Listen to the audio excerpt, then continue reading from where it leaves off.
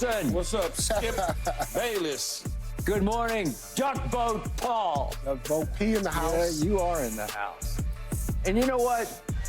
Allow me to do this. Good morning and good luck to me as a Dallas Cowboy fan, because Jerry Jones is still my owner. He's still my GM. He's still my everything. And Jerry was at it again yesterday. Oh, my goodness. He delivered his annual State of the Union at Cowboy Camp out here in Southern California in Oxnard, not far from where Keyshawn lives, where Paul lives. Please listen to Jerry's explanation of the infamous phrase he first used about 6 months ago, that he's, quote unquote, all in for this upcoming season. And please tell me if any of this makes any sense to you. I'm all in. I'm all in. Sometimes being all in means you narrow. You remove the months out here that are in the future. And you narrow it down to where all we're talking about is right now and the next playoff season. And that's it for everybody. We're all in. We're all in. It's all right there. Let's okay. We all got some things out here in the future, another 2 or 3 years on contracts, all that stuff. Let's all get in here. Zero right now in this. Dak's got his year. Contract. Let's focus right here. We all got a lot on the line for that playoff game. A lot of it. So you've got to understand a weird way of looking at it. A weird way of looking at it. Huh? What? Huh? I don't know what was just said right there. All right. Well, let's go with Keyshawn first, because he did play for Jerry's Dallas What are you Cowboys. saying right there, Key? Yeah, would you please translate? I'm not spending any What more Jerry money on said? y'all ass. That's what it is. But what do all in mean? Like, I thought No. all in meant like, No, not pushing everything to the table and giving. so he meant to say all out. No. What he has decided to do at the end of the season was use the words all in, so it ignited the mindsets of the Skip Baylesses and the Michael Irvins of the world to think that they was getting ready to go out there and spend record-breaking free agent contract money and all of these sort of things. Right. What he said on all in, like he said, is you've got to sometime condense things down to realize that, that's what he's telling you.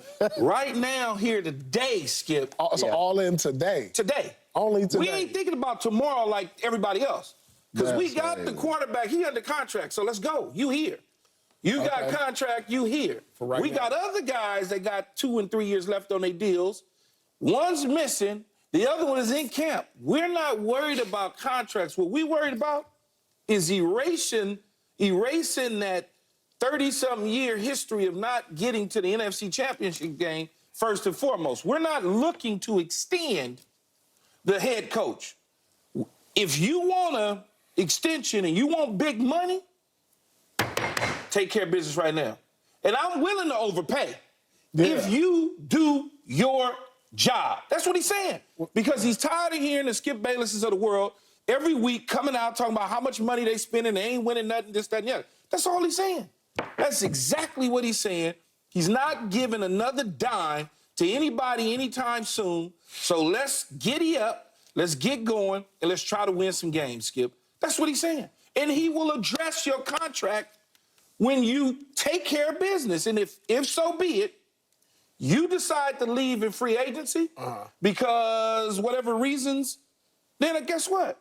I got another guy that I can turn to, potentially in Trey Lance, or I can find another quarterback. Yeah. Because that's who he's speaking to. Who do you think he's speaking straight to Dak? He's speaking to Dak Prescott, but he's also talking to Micah Parsons, and he's letting CeeDee Lamb know, we right now ain't even thinking about your contract. That's what he's doing. I mean, I think he put Keyshawn, you sound like position Jerry's to press fail. secretary. You asked me I know, I got what he it. said, though, Skip. All right. I'm But giving you. it sounds like that's what he said, like perform, let's see how we gonna do. Absolutely. But that's all based on the playoffs, because based on the regular season, they've been successful. Yeah, but he don't care about the regular season.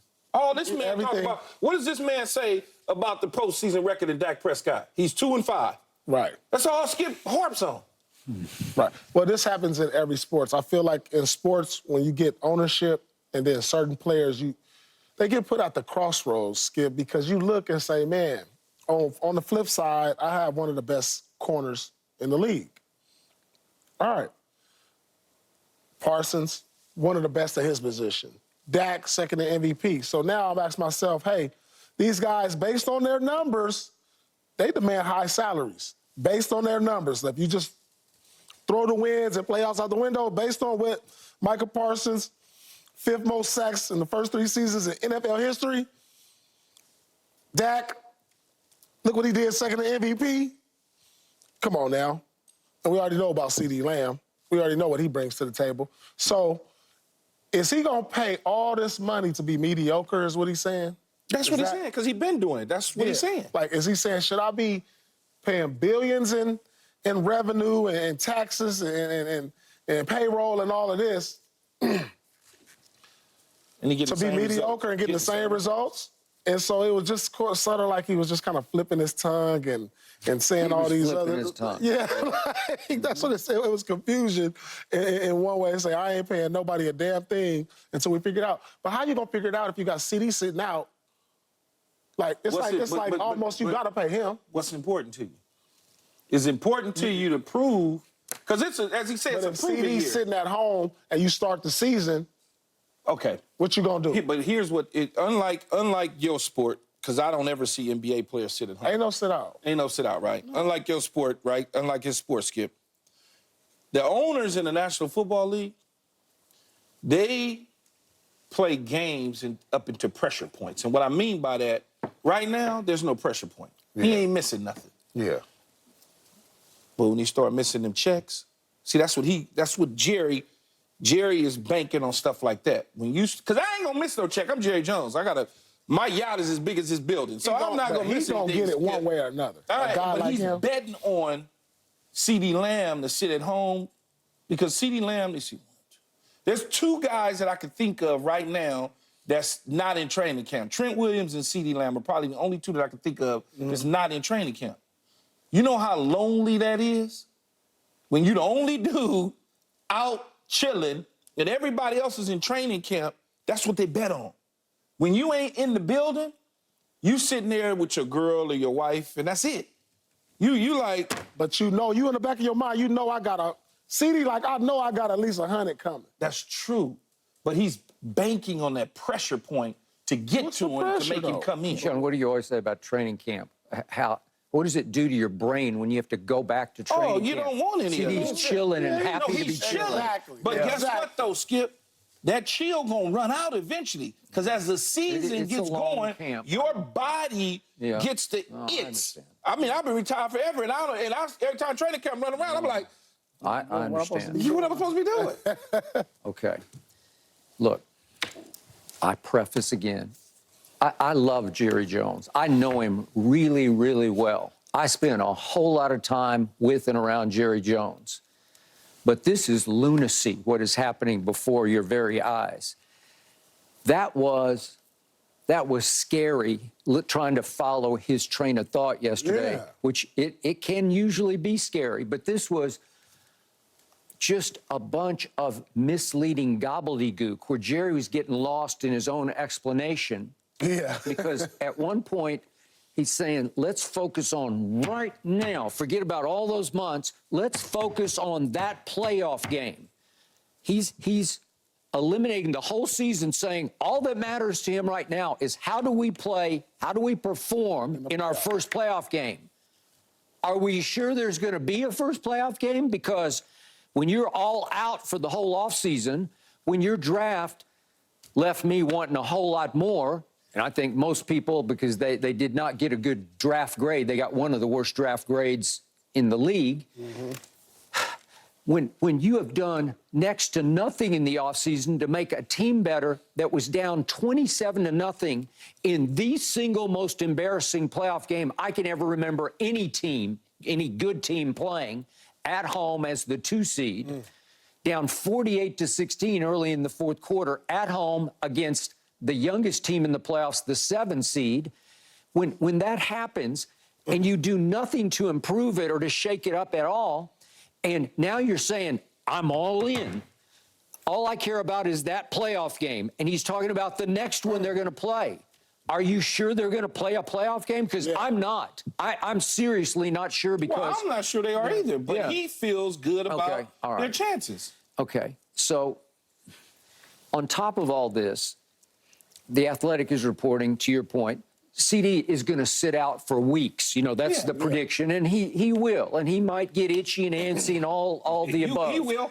Okay, well, he will. And they're betting on that. Yeah, and they're betting on it, but he's got his team saying, hang tough, man, because there's a whole big, we're talking about the biggest bag. Yeah. And, yeah, Jerry was asked yesterday, why didn't you extend Mike McCarthy? Why is he still the coach? And Jerry had a two-word answer, Green Bay. That was it.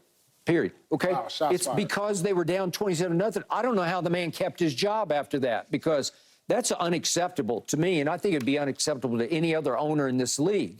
So the point is that Jerry is trying to explain the inexplicable, and the more he talked, the worse it got. Which brings me to the other soundbite I got to play for you and get your reaction to it, because this is a favorite phrase of Jerry's that he used to me many, many times for the books I wrote on the Cowboys. He has a high tolerance for ambiguity, meaning he's a risk taker. He's a plunger. He was able to buy the Dallas Cowboys because he was high risk, high reward in the oil fields. You plunge and you plunge. He lost his shirt. He lost it all at one point, and then he won it all enough to buy the Dallas Cowboys. And he's trying to explain that this is how he operates, and this is the league that he's trying to compete against. It requires a high tolerance for ambiguity. So check this soundbite out. We've got a lot of ambiguity in the team. I have ambiguity everywhere in the things that I look at and do. And so I'm maybe the best thing that that God gave me was a tolerance for ambiguity. And so that's what you have. That's what it frustrates you. And in frustrating you, obviously, it frustrates fans to not have closure or to not have bright lines. That's not in my mind. That's not in my life. And so that I don't ever anticipate it getting any better with the NFL and the Cowboys. As a matter of fact, since we last met here last year, there's been even more ambiguity thrown on the table.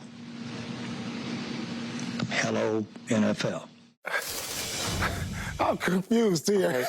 I don't know what was said. He's actually admitting he's a little lost right now because he's tried different things. He's tried plunging. He's tried to go arch conservative, and everything keeps changing. And now he's got 3 big contracts hanging over his head that he has not remotely addressed yet.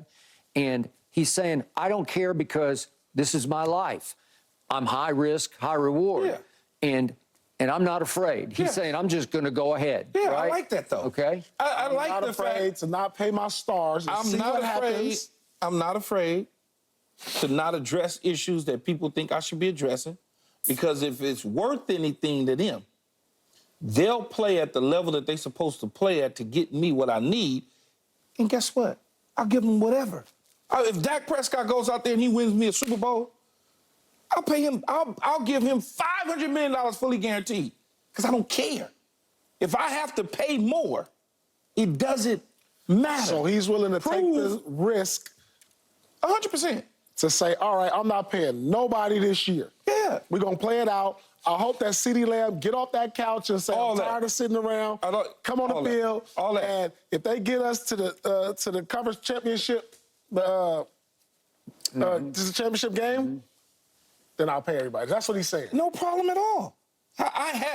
Look, as one owner in the National Football League, that's correct. I can guarantee you that he does not have a problem paying players. Say they don't do well. Then that's on them. That's what he's saying. Dak walks. He doesn't care.